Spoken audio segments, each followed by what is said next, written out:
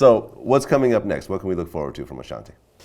Obviously working on music. Actually, one of my good family members is here, LC Hutton. He just rolled up somewhere, and we're gonna be working on a Tupac film. We're gonna be working on that, and hopefully we'll be shooting my next record, Scars, off the Braveheart album, which has been heavily requested from the fans. I don't know. I just feel like it's important to still continue to keep visuals out there and content out there. You know, it's very different, obviously, than it was years ago. So you have to like keep putting stuff out. And people accuse me a little bit of being a hoarder. You know, I have like 60 records, 65 records that I recorded for Braveheart. And obviously we only put those, was it 12, 13 on there. And I'm kind of getting to a point where it's like I have enough music to throw out at least 4 mixtapes. At least. So, yeah. Is that part a little weird for you? You know what I mean? Like, you know, I remember, you know, not to bring him up, but I remember when I talked to Nelly, you know, he said, look, back in the day, I would give my label a hit record and then everything else was done and I'd have a hit album and I'd make a ton of money and then I'd go on to the next thing. But these days, it doesn't quite work that way. Even with a hit song, the hit album doesn't necessarily go with it. And now you have to do mixtapes. You got to throw out free music and et cetera, which you never had to do when you first started. Right. Absolutely. I definitely agree. I feel like you have to work 4 to 5 times harder. And it's like you get less. In some situations, it's less money, less appreciation, less recognition, whatever you want to call it, you know, less publicity, you know, platform, whatever you want to call it.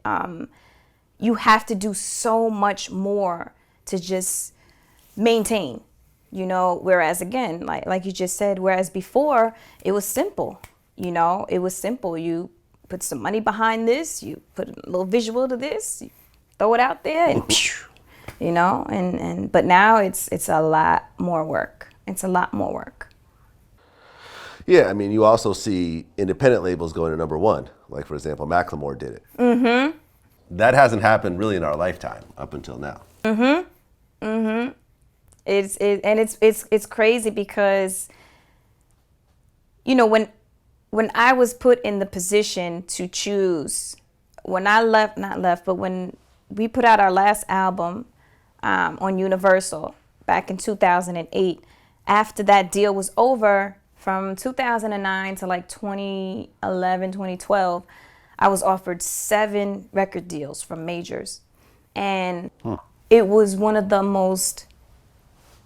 hardest things that I've ever done, to turn away and walk away from each deal. And I just couldn't stomach the 360. You know what I mean? So that's what it was. It was all 360 deals during that time. Absolutely. They were 360 deals. Right. And I just felt like, right. You know, not to say, I just felt like for what we have created and what we built with my brand and foundation, I just didn't feel like for the label to take X amount of percentage and not bringing things to the table, it insulted my integrity. You know what I mean? So I was like, nah, we're going to do this on our own and we're going to make it work. Right. We're going to make it happen. And I was so scared and so nervous.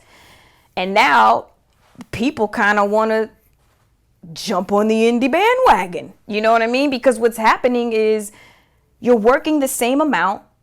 You're still receiving less money.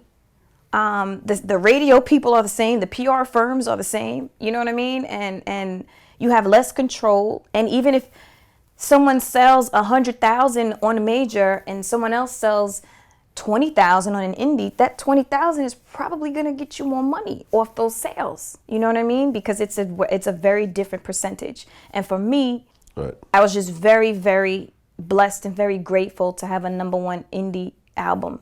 You know, my first time out on my own record label, you know, being distributed with E1 and everything. But we definitely, as a team, we worked so hard, you know, and it was a lot. You know, being a female, it's very expensive. Hair, makeup, glam, clothes, shoes, jewelry, cars is whew, it's a lot. You know, a rapper could throw on a t-shirt, a chain, a watch, and some Jordans, and he's cool.